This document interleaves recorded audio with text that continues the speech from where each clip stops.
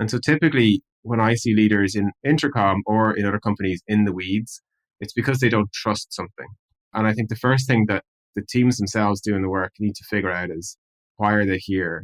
What do they not trust? Do they not trust us, the team, the people, someone's role, or is it that they don't trust something else? And so I think the conversation that people need to have, which is hard because it requires a lot of vulnerability, is to ask, why are you here? Or why is there like multiple levels of management involved? And I think that's the only way to start to open up a conversation that can progress to, okay, let's build a relationship, and then I'll give you all the space and time you need to execute the strategy, and we'll check in and we'll see how it goes. And if it goes well, you won't see me unless you want to. And if not, well, we'll have to have a harder conversation. Creating great products isn't just about product managers and their day-to-day interactions with developers. It's about how an organization supports products as a whole, the systems, the processes, and cultures in place that help companies deliver value to their customers. With the help of some boundary-pushing guests and inspiration from your most pressing product questions, we'll dive into this system from every angle and help you think like a great product leader. This is the Product Thinking Podcast. Here's your host, Melissa Perri. Hello, and welcome to another episode of the Product Thinking Podcast. Today, we're joined by Paul Adams, who is the Chief Product Officer of Intercom. Welcome, Paul. Thanks, Melissa. Nice to be here. So Intercom is definitely one of, I feel like, the darling products that we all love as product managers. It helps us do our job better. How'd you end up at Intercom, and what was your experience before there? Where'd you work? So I was at Facebook before Intercom. Work actually in the marketing org technically when I left Facebook, but I started in the design team, like the UX team, and made my way over to product management at Facebook. Before that, I was at Google, in the UX team at Google. Before that, I was in UX consultancies. My background is mostly in the kind of UX world, design, research, and I found my way over to product management along the way. I feel like a lot of us did that too. I was also a hybrid UX designer, product manager, and I didn't know there was a difference for a very long time. Yeah. And somebody was like, oh, this isn't your job anymore. And I was very upset about that. Yeah. I was at Facebook and I was very, very happy there, honestly. And I knew two of the founders of Intercom, Owen and Des. And I basically started helping them out, and one thing led to another. And they were like, hey, why don't you just come join? When I originally joined, the job wasn't product management, even though I'd done that at Facebook. To kind of took over from Owen and Des to like design the product. And in the very, very early days, we believed that we could do it without product managers. And the designers were going to be the product managers. We're going to have this hybrid role and be like, it's next gen, cutting edge discipline. But that didn't work out. That probably lasted like 6 months, and then it's time to hire PMs. That's so funny too, because we think of Intercom, between you and Des, you're at all the product conferences. You guys are really promoting product management out there. But I love that you started with, we don't need these people. I guess it was less we don't need the people. It was more like we thought we had this new hybrid role, PM and design together, like one person could do both. I guess in the early startup days, we were 14 people in the company, and it actually did kind of work for a while. That's kind of what Des did, honestly, before I joined. He was PM and UX together, business strategy, the whole thing, marketing, all wrapped up in one. And so it kind of works when you're tiny, but obviously once you have any sort of scale, you need to break it out. Yeah, that was kind of my experience too. When we were really tiny, I did both, and then we had to keep the company moving, so I couldn't do it all at the end of the day. But that's really interesting. So you were there at the early days of Intercom. What did it look like when you walked in, and where are you at now? They're worlds apart, different planets. When I joined, like I said, it was 14 people. And so here in Dublin, where I'm still based, the team here was 10 people, and we were just all in one room. And it was myself, Des, Dara, who's my peer in engineering, who runs our engineering org, who still runs it and still my peer. We've been together all this time. And it was just one big room, and we're kind of all in it together in a kind of classic startup mode, fighting for survival, fighting for usage, trying to understand if we had product market fit, all the classic things. Today, if you fast forward to today, it's rapidly changed over the years. We've nearly 1,000 people now, 5 offices around the world. The product org is nearly 100 people. So we were at a completely different scale. Yeah, 100 people. That's a huge difference, and a pretty good size product org. So what does your product organization look like now? What kind of roles do you have? What do people do? How are you organizing them? The simplest way is to think about it is we have three functions. We've product management, product design, and what we call RAD, which is research and data science. And they're the three sub teams within the product org. They work very closely together, and we work very closely with engineering. And so in the early days, I remember when Dara and I first got to work together, we kind of said we were going to succeed or fail together. And that was like a big lesson I'd had in my career. The successful product teams I'd seen at Facebook and Google were like in it together. They didn't really care what disciplines was doing. It was just like, hey, we're here together as a team to build a thing for people and make it better and improve their lives in some way. And the other ones were like all caught up in like who's doing what and what role and all this kind of stuff. And so Dara and I were said, hey, we're going to succeed or fail together. And we still think that, honestly, all these years later. But we instilled that in the teams too. So even as we grew, we first went from that amorphous blob of people to like 4 product teams. We hired like 4 PMs, 4 designers, and then there was 4 engineering managers, and they form a triad. And that triad, we basically think about that triad as like their first team. So, that's the people that they talk to all day, wake up thinking about, and go to sleep thinking about probably too much. It's worked really well for us, honestly. The triads have a lot of autonomy. We set a high level strategy, and they have a lot of autonomy to execute it. And it's scaled really well. That's awesome. So one question I get from a lot of new chief product officers is, how do I think about standing up functions or different divisions underneath the product org or overseeing those people when I haven't had experience in that role? So, whether they haven't been a designer, I know you've been a designer before, but, overseeing data science, overseeing the research functions, how did you think about bringing that under your purview and having everybody work together? And what have you learned about actually running those teams that are not just product? Yeah. For me, it's kind of been a blessing and a curse because I'm a jack of all trades, master of none, is maybe one way to think about it. In that I worked as a designer for a few years. I worked as a researcher for a few years. At Facebook, I was a PM for most of my time there. At Intercom, I kind of started off doing PM and design and research all wrapped in one. And so for me, I've been lucky in that I've done the job. So like as we hired designers, hired PMs, and then even hired managers for those disciplines, I've done the job. So I understand what they need to do. That's a curse too, because it's hard to extract yourself away when you think you can help. And so like getting out of the details and the weeds took me a few years to master. I don't know if I've still mastered it. I don't know if anyone does, but I'm better at it. But data science, for example, was an area where I was very weak, didn't know much at all. And what I learned to do over the years, and it did take years to get this right, was hire a leadership team below me that I just fully trust and we're in it together. And that's where we are today. Like I have directors and senior directors and VPs who report to me who run these orgs and run them very independently. And so the biggest kind of thing I would say to people who find themselves in that position is that they need to find a leader who reports to them to run the function or run the area that they trust and can empower to take it on themselves and then use them as a guide and a manager and a mentor. But they don't need the domain feedback. They're already there. So if you were weaker in data science and you had to hire somebody to lead that, what did you do to get up to speed to make sure that you got the right person in there? In the early days, I got it wrong probably is probably the best way to describe it, I didn't really know, but I'm kind of aware enough to know, like I didn't know what I didn't know. Or sorry, I knew what I didn't know. And the org changed, honestly, over time at Intercom. Like we've gone through like different phases. Like at one stage we had product analytics, which was what data science was called back then, in the product org, or it was actually an R&D and reported to engineering at one stage. Then it got centralized in the company. And so the data science and analytics function was centralized. So it was like a service to all the different orgs, like finance and product and engineering and so on. And then we broke it up again. So now product analytics and data science is back in my org. And what I did was lean on my peers, like other execs, for example, or like other leaders across the company to help me find the right people, interview people.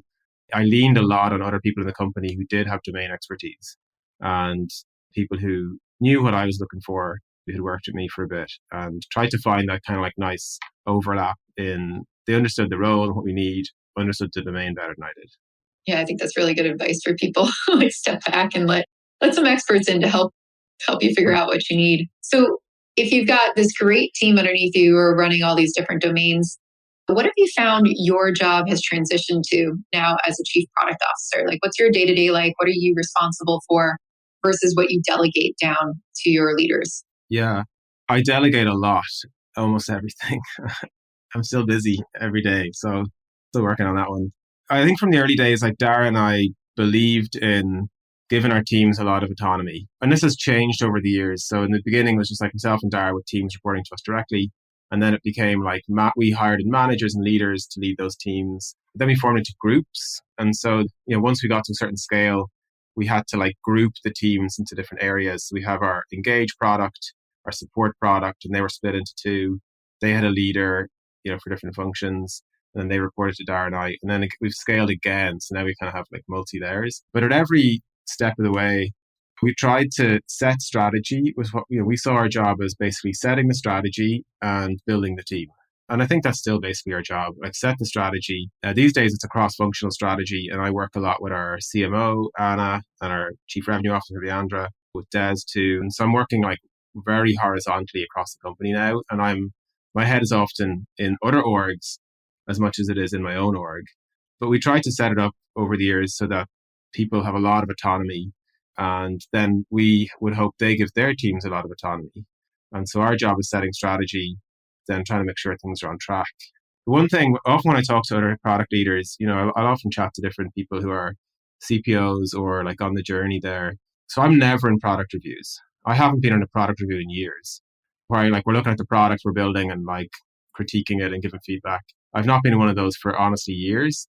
And when people hear that, they're like amazed and surprised. They're like, oh my God, you're this product leader. Why are you not like in the product meetings? And I'm like, that just does not scale and it doesn't work and it's disempowering. And yes, I can help people, and sometimes they'll pull me in and say, hey, Paul, what do you think of this? Or oftentimes it's like if they have a dilemma, they're stuck, there's a trade-off they're making and they're not quite sure. Or I can share context from our exec team. Like I might know more about what's going on in other parts of the business. But for the most part, they do it, and they do an extremely good job. And so I don't need to be down there. And I'd encourage all people who are leading product teams not to be down there, because it's fun down there, but it's not actually your job. That's so true. I find so many new product leaders just get way too in the weeds. They're like, I want to know every little feature you're putting out, every little story you write. And then they don't have time to set the strategy and the things that you're talking about. I'm curious. So this is kind of a flip question too, right? This is all really good advice for chief product officers. On the other side, I hear a lot of product managers who are like, my leaders are in the weeds. And sometimes I find that it's because they're not doing a good job communicating up to the chief product officer, or like getting ahead of the questions or showing their work or diving into that. So as a chief product officer, you've got this massive team of 100 people below you. What types of information do you want to know? If you don't care about the product reviews as much, like what should people be bringing to you to get your feedback or show you that everybody's on track? What do you look for? It's an interesting question. As you started asking the question, it actually reminded me of a couple of things that I think are important context to try and answer the question. So one is that when I was joining Intercom or thinking about joining Intercom, I was actually still on the fence, because I worked in Facebook at like 2010. I don't know, like more the golden era maybe. Like it's much bigger, giant global corporation today. So it's a very different place. Like I think Facebook when I was there was like maybe a couple of thousand employees. It was actually quite small. But I remember Owen and Des, we were sitting down having a drink. We were chatting about whether I was going to join and so on. Owen said to me, hey, look, the best pitch I can make to you is, yes, you can design the product at Intercom and you can design the product anywhere you go, but here you can design the company. And that really struck me because I had worked in a lot of teams, especially at Google at the time. In my experience was one where there was a lot of leaders in the weeds. Like it was a daily occurrence, like all the leaders, multiple levels of leaders would be in the weeds. And it wasn't helping things. It was slowing people down. It was confusing. Sometimes leaders didn't even agree with each other. You have some kind of product review and one VP disagrees with another VP and then they leave the room and you're all like, what are we supposed to do with that? We kind of designed Intercom to, again, be the company that I would have liked to work in and did want to work in. So I don't think we had that problem en masse. What has happened though, and has happened many times over, is that there are leaders in the weeds. And usually what's going on there is they don't trust what's going on. And so trust is a thing that comes up here and something that I've talked to people about many times over the years. And different people have different perceptions on, or like different kind of, ideas of trust. For me, like trust is earned. Deeply believe that trust is earned. Other people don't. They believe that you should implicitly trust and then see what happens. In my experience, for better or for worse, for me, trust is earned. And so when someone new joins, for example, a new leader, we'll onboard them as best we can. And then slowly but surely they'll find their feet and then off they go. And so typically when I see leaders in Intercom or in other companies in the weeds, it's because they don't trust something. And I think the first thing that the teams themselves doing the work need to figure out is, why are they here? What do they not trust? Do they not trust us, the team, the people, someone's role, or is it that they don't trust something else? And so I think the conversation that people need to have, which is hard because it requires a lot of vulnerability, is to ask, why are you here? Or why is there like multiple levels of management involved? And I think that's the only way to start to open up a conversation that can progress to, okay, let's build a relationship, and then I'll give you all the space and time you need to execute the strategy, and we'll check in and we'll see how it goes. And if it goes well, you won't see me unless you want to. And if not, well, we'll have to have a harder conversation. When you're onboarding a new product manager or a new leader, right, and trying to earn that trust, what are some signs that they're on the right path for you, right? Like, what are they doing? What are they acting with so that you go, okay, I think we're starting to build that bond. What do you recommend people do, basically? The biggest thing, probably the most important thing, is to build the relationships around them. And so a mistake I've seen many people make, and I've made it at different times in my career, not at Intercom, but I certainly made this mistake at Google many times over. I thought that people would trust me if I was smart, if I was like saying smart things and like, oh wow, Paul really knows about research, or wow, Paul really knows about social software, we should listen to him. And oftentimes I do that in a way that at times was antagonistic, borderline like, and really big debates. And like Google was a environment where people loved big intellectual debates. And I kind of like fell into that and got into it. And I don't think that really works, because that's not a kind of trust-based relationship. And so the first thing is the relationship with their peers. And especially if they're in that triad of like PM, design, and engineering. For me, like when that triad works really well, the team just thrive. They know what they're doing. They feel like they're in it together. It's easier to work on, trade-offs and like make decisions faster. It's easier to like delegate to one another. Like if one person goes on holidays, or vacation, they don't wait till they come back. They're like, hey, look, Paul's off.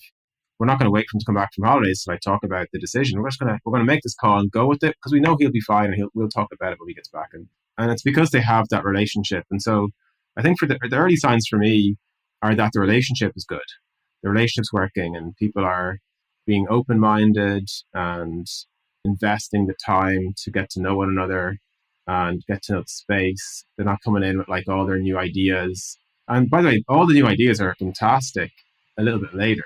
But first, it's kind of like, hey, understand the company, understand us, and then just get to know each other and build those relationships, because you're going to need that when the harder stuff comes around. So that's kind of what I've seen to work. Yeah, that's really well said. I've been in similar situations too when you talk about how you failed with it. I've also gone in there and been like, well, they hired me as a product manager, so they should just trust me to do the work. And that is not true. It's just not how things get done anywhere in the world. So I think that's fantastic advice for anybody who's trying to consider product or even being a product leader across the board.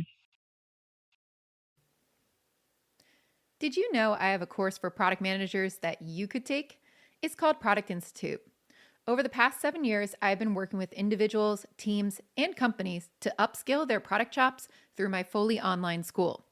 We have an ever-growing list of courses to help you work through your current product dilemma.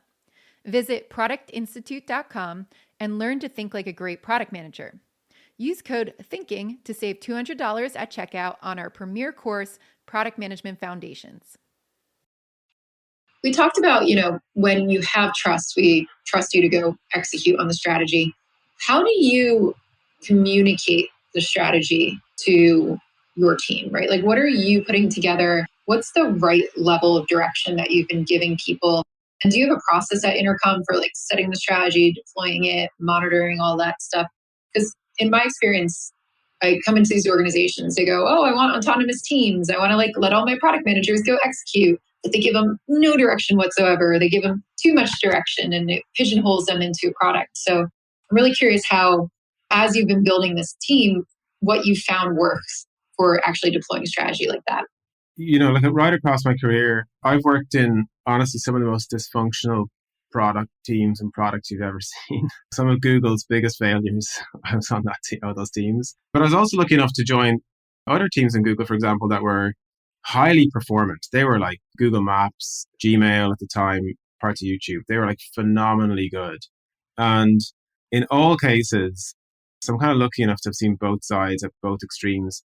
In all cases, the strategy side was messy, just messy. And I think the first thing people have to like appreciate is it's messy.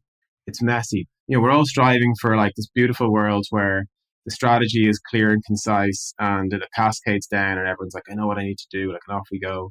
One of the challenges is that we all work in internet software, I'm guessing to some degree, and the internet changes rapidly.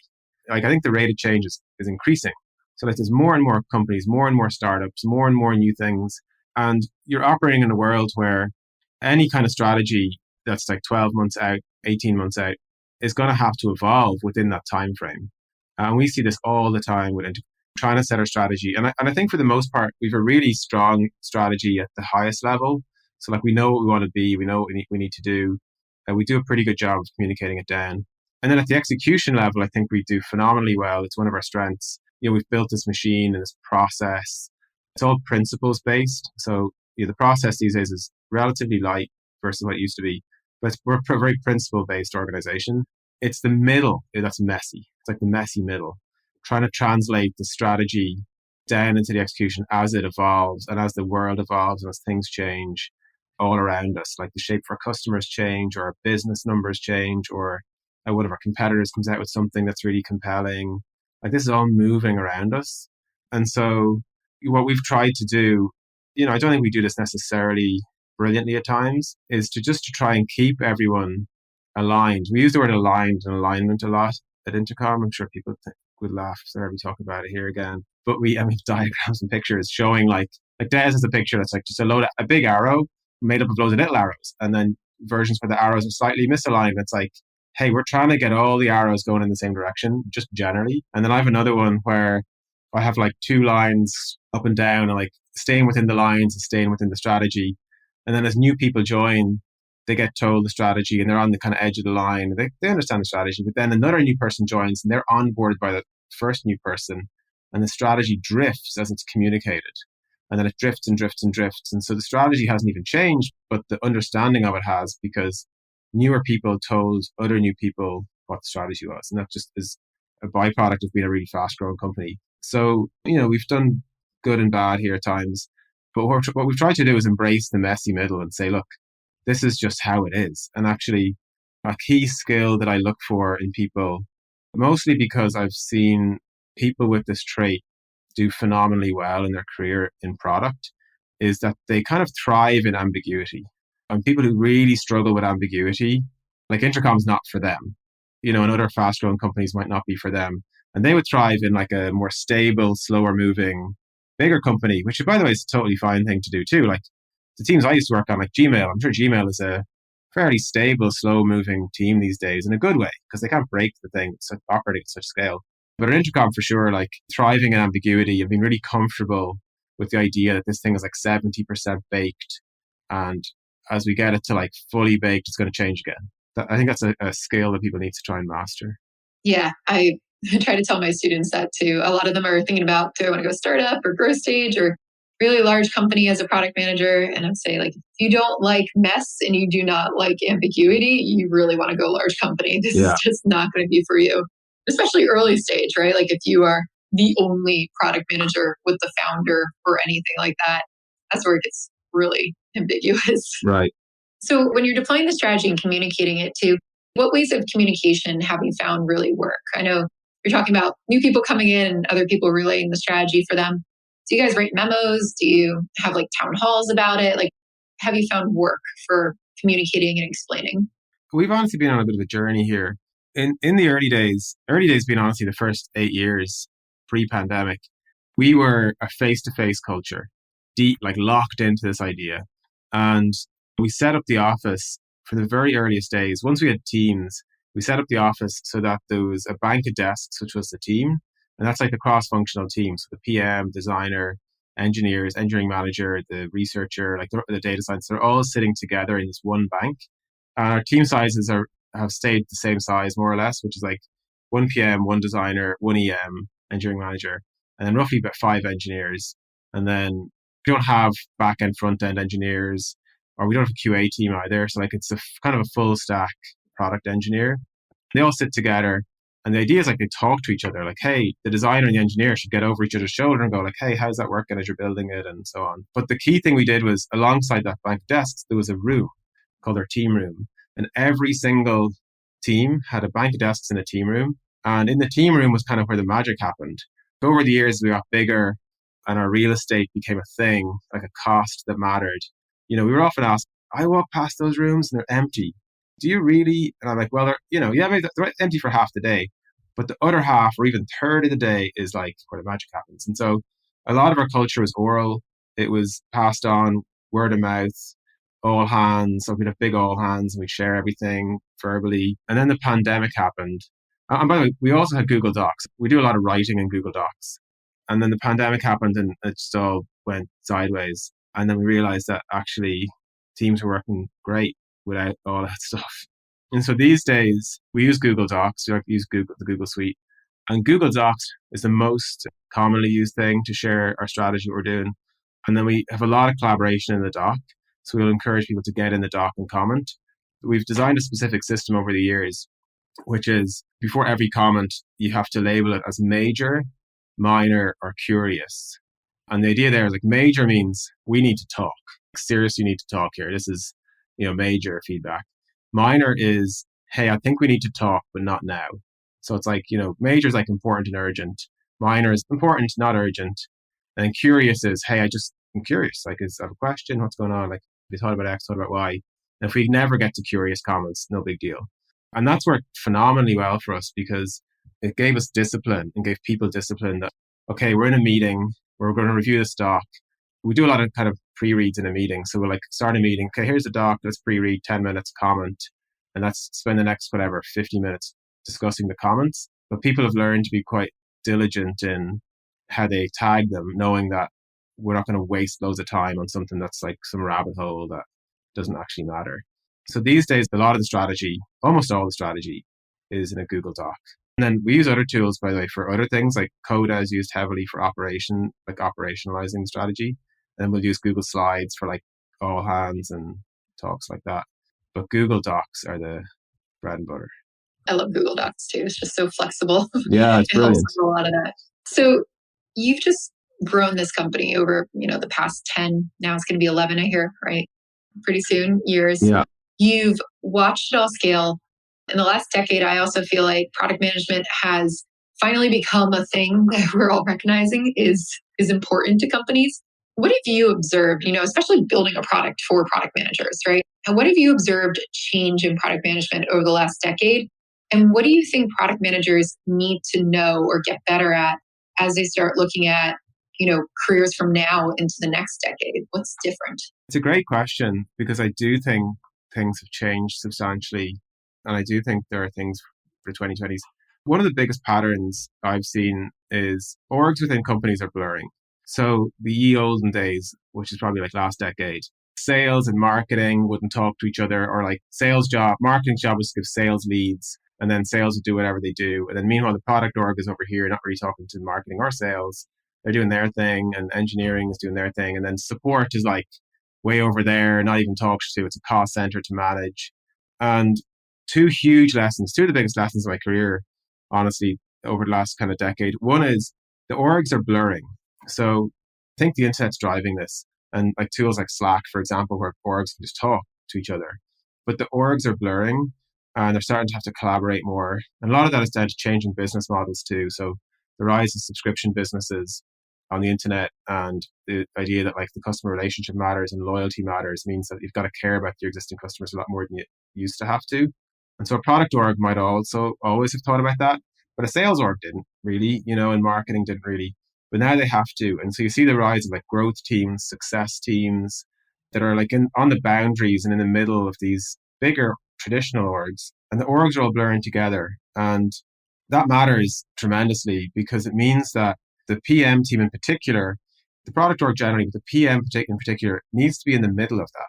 And so when I hear of PM teams who don't talk to sales regularly or don't talk to customer support regularly or don't talk, I'm like, you're not missing a trick. You're missing, I don't know, a huge component of insight and value. And you just need to get out there and get talking to all of these orgs because they need you and you need them much more than you realize. The kind of orgs blurring, and we've built the whole Intercom product around this idea that the orgs are blurring. And so when we look at, like, for example, Intercom is designed and built for like sales, marketing, and support teams. If you go on our website, you'll see sales, marketing, and support as our kind of primary customer.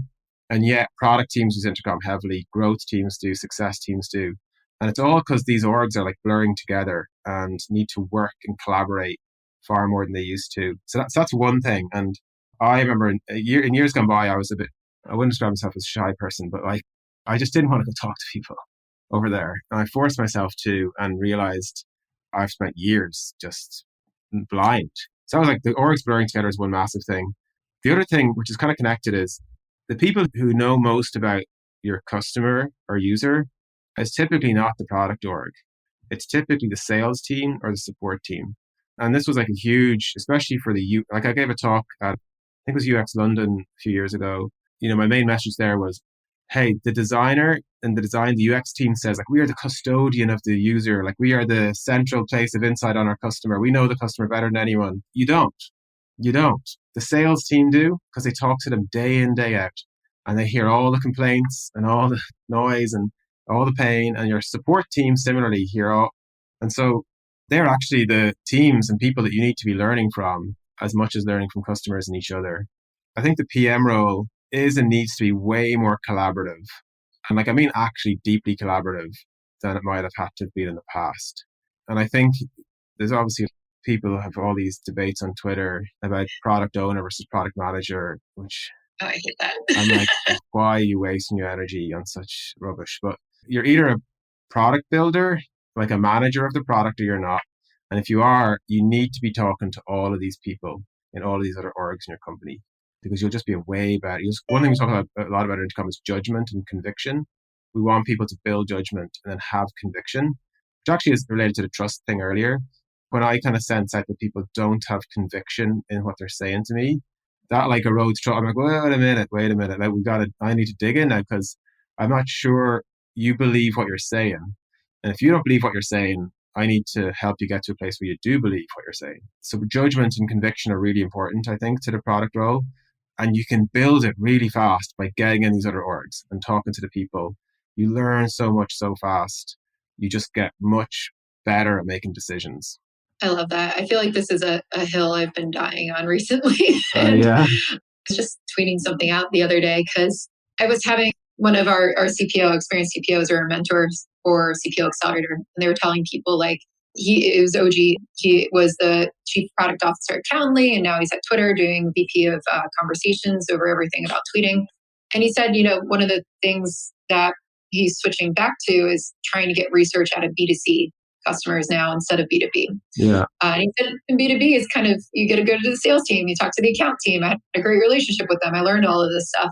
And I tweeted about it because I've heard so many B2B product managers complaining that, there's no way you can do user research in a B2B company. And I was like, you've got customers right there. Like you've got teams to talk to customers. And then they go after the account managers and the salespeople and say like, well, they just come over and want to make a sale.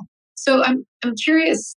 To me, I think chief product officers can solve a lot of this, but I'm curious if you've had that friction with the account team or the sales team when it comes to being able to do user research with them. What would you recommend for these product managers who are feeling like they can't just go work with sales, can't just work with account executives, and they're kind of blocking them from talking to customers? Yeah, it's a great point, honestly, because here at Intercom, we don't have that culture and environment because we've curated a very specific culture and environment. But I can appreciate other companies don't have that. Here, for example, the relationship to myself and Leandra, who's our chief revenue officer and runs our sales and support team, is really important because we're kind of like, again, in it together. We'll kind of succeed or fail together as an exec team in the company.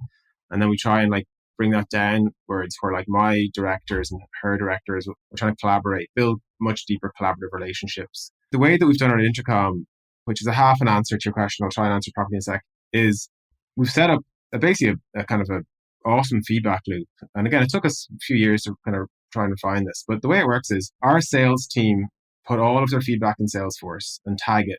We have like a very kind of specific tagging system, like, hey, this is like about the inbox and it's about this thing. And then, okay, then the PM for like that part of the inbox can look up Salesforce and see all the tags and see all the feedback from the sales team. So we're like consistently trying to tell the sales team, add the feedback, high quality feedback.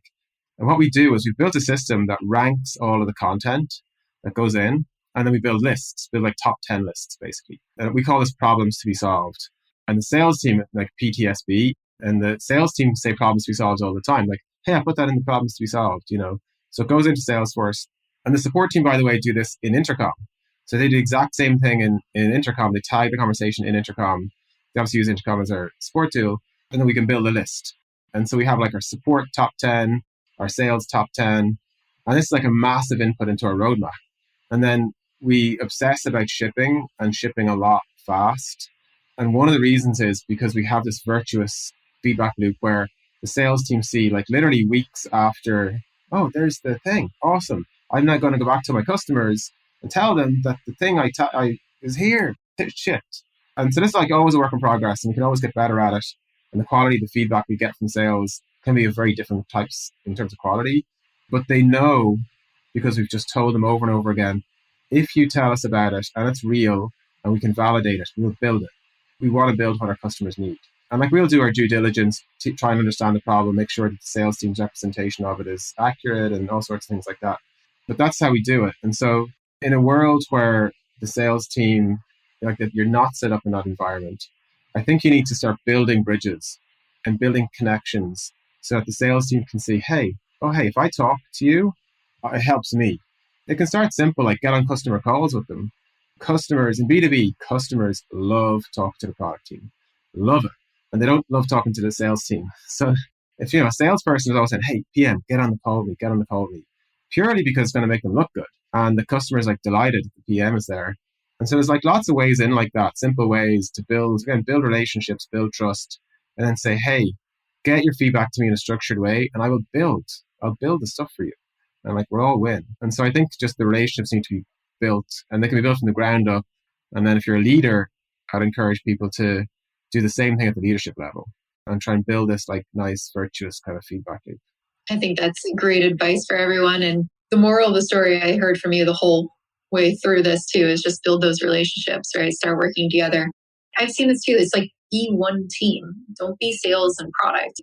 Be Intercom. Be the company. We're all here for the same reason.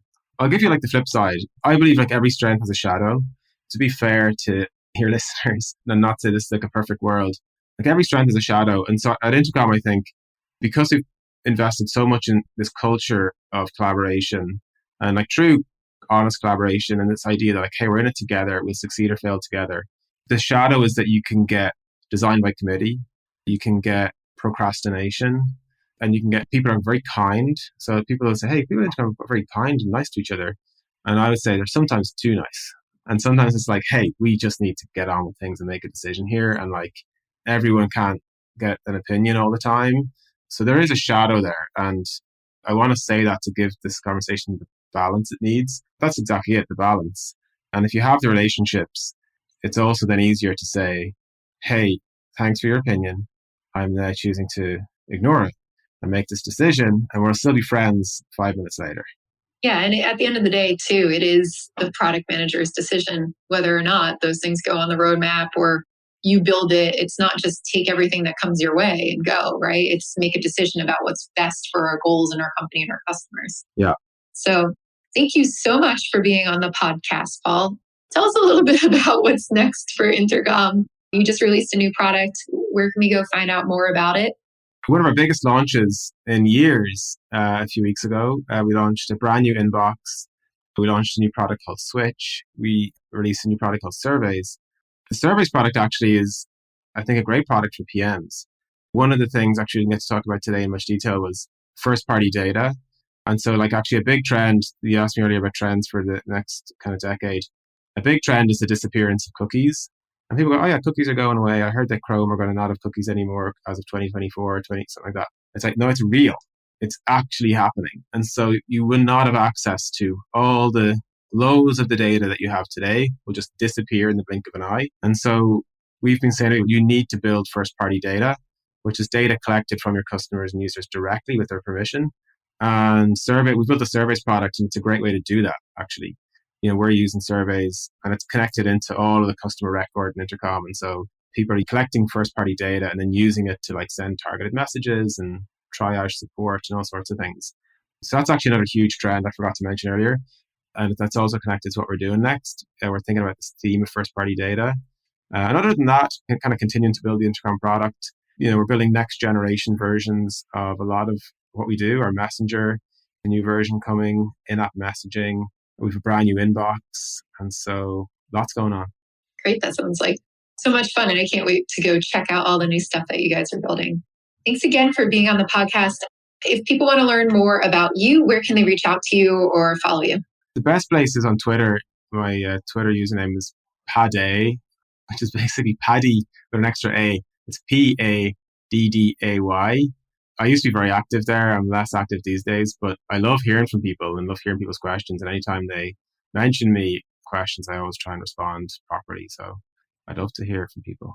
Yeah, I had to keep remembering that your name is Paul and not Padday. I know. All my friends actually call me Paddy. I always call everybody by their Twitter handles. Yeah.